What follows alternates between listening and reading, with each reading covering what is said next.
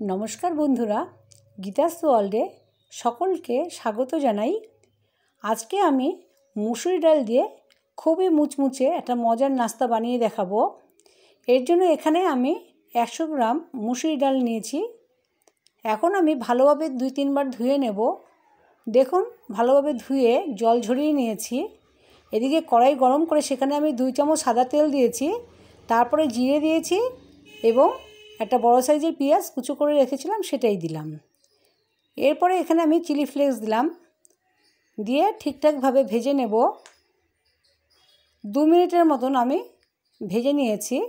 তারপরে এখানে আমি শুকনো লঙ্কার গুঁড়ো দিলাম, চাট মশলা দিলাম, গোলমরিচের গুঁড়ো দিয়েছি এবং হলুদ দিয়েছি। এবার সব কিছু একটু সময় নিয়ে ভেজে নেব। বানানো খুবই সহজ আর খেতে কিন্তু দারুণ লাগবে। এরপরে যে মুসুরি ডালটা আমি ধুয়ে রেখেছিলাম সেটাও দিয়ে দিলাম, দিয়ে একটু ভেজে নেব। এই মশলার সাথে একটু মিশিয়ে নিয়ে তারপরে ভেজে নিচ্ছি। 2 মিনিটের মতন ভেজে নিয়েছি। এখন আমি এখানে 1 চামচ নুন দিলাম। নুনটা দেওয়ার পরে ঠিকঠাকভাবে মিশিয়ে নিচ্ছি। একটু ভালোভাবে ভেজে নিতে হবে। দেখুন ভালোভাবে ভেজে নিয়েছি। এখন এখানে আমি গরম জল অ্যাড করলাম। যেহেতু এখানে আমি 100 গ্রাম মুসুরি ডাল নিয়েছি তাই আমি 200 ml জল দিয়েছি। ঠিক ডবল জল দিতে হবে। এখন ঢাকা দিয়ে রেখেছিলাম 10 মিনিটের মতন। দেখুন ডালটা কিন্তু ভালোভাবে কুক হয়ে গেছে। এবার ডালের যে জলটা আছে সেটাকে পুরোপুরি শুকিয়ে নিতে হবে। যখন কড়াই থেকে উঠে আসবে তখন বুঝতে হবে যে হয়ে গেছে। এখন আমি একটা বাটির মধ্যে নামিয়ে নিচ্ছি। একটু ঠান্ডা করে নেব। পুরো ঠান্ডা করা যাবে না।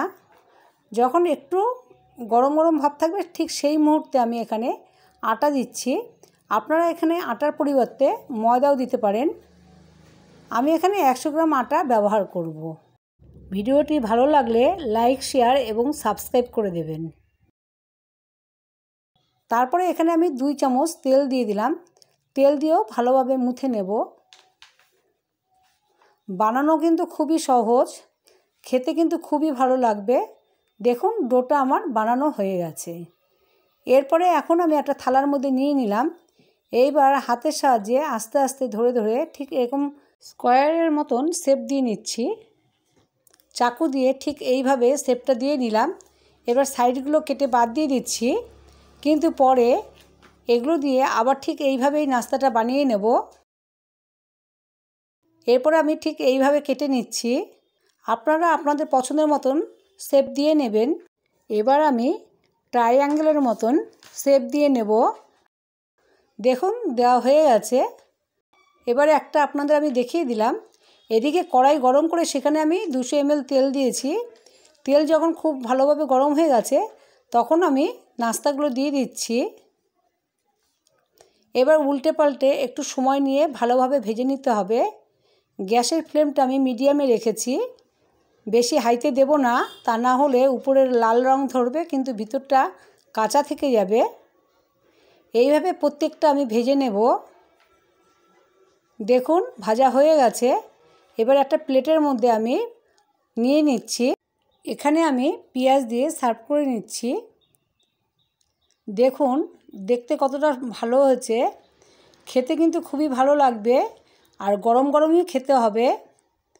ঠান্ডা হলে কিন্তু অতটা মুচমুচে ভাবটা থাকবে না। এবার ভেঙে দেখিয়ে দিলাম। আজ এই অবধি।